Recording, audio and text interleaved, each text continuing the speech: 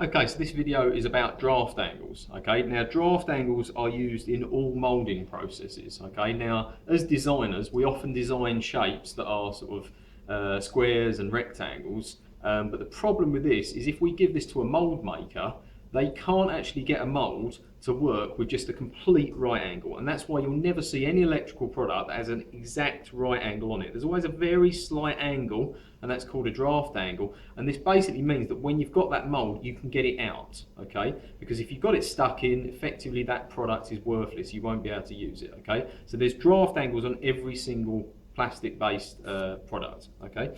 Now, in the case of this this part here, it's just a simple sort of tray, okay? And you can see if we look at this, these angles are all facing downwards. Now a draft angle as a minimum needs to be around about 2 to 3 degrees, absolute minimum. Because otherwise what will happen is if we were vacuum forming, for example, the vacuum forming machine would go around the sides and that mould would be stuck in place. We wouldn't be able to get it out and release it from the plastic, okay? So we have to put these angles on. Now, there's a few methods that we could do this. I'm going to show you the manual method and then offer a tool up in a second as well. But let's just say this was my mould and I've got to produce these angles, okay? It's very important, number one, that we get the angles all facing the right way. The worst thing we could possibly do is do something like this. So if we was moulding from the top, because the plastic would come round like this, and it'd actually clamp itself into place, we'd actually have to break the mould to get it out. So we make sure that our angles are facing down. Now, on my piece of wood here, I'm just going to show you on one side how I would put a draft angle on. Now, I could, for example, mark an angle off the side using a protractor, but what I'm going to do is just mark a little point a couple of millimeters in from the top. So I'm just going to put my ruler down and just mark one point on one side like this.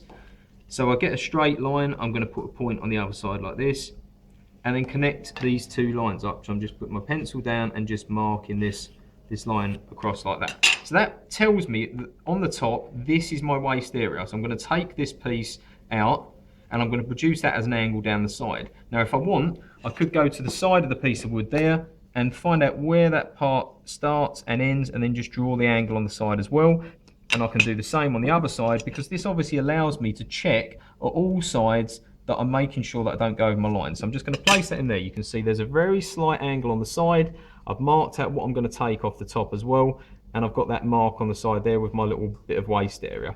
Now, if I place this into the vise with this line facing up, okay, and I've got my angle on the side as well to reference, I'm just going to use a file with some glass paper wrapped around it. This is a P80 glass paper. It's a very rough glass paper because I want to work quite quickly. Now what I'm going to do is hold the file in the draw filing motion, but I'm actually going to be using this to take material off, and I'm going to be working across the whole extent of the wood like this. Now I don't want to work quite so quickly like that because I could damage the work, so have control over what you're doing. And you'll notice very quickly I'm getting quite close to that line there. I just need to do a little bit more. Like this, taking a slight bit of roughness off the corners like that. And if we just turn this around, you can see there's a very slight angle there. I probably need to take a little bit more off just to get the belly of that curve out, but you can see it's getting close to that line there.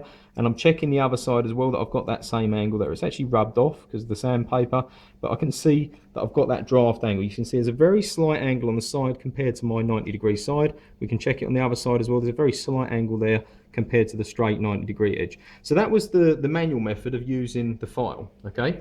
Now, the other way we could do this is obviously use the band facer, okay? Now I'm not going to actually band face this today, but if we wanted to set an angle on this, we can use the handle at the side, yeah? So this handle at the side here, if I turn it to the left, you can see the base becomes very loose, and you can see there is actually an angle measure on the side here. So I could set this to a couple of degrees. This pointer should be facing to there, but we just turn it to the right clockwise like that, and that locks the base off.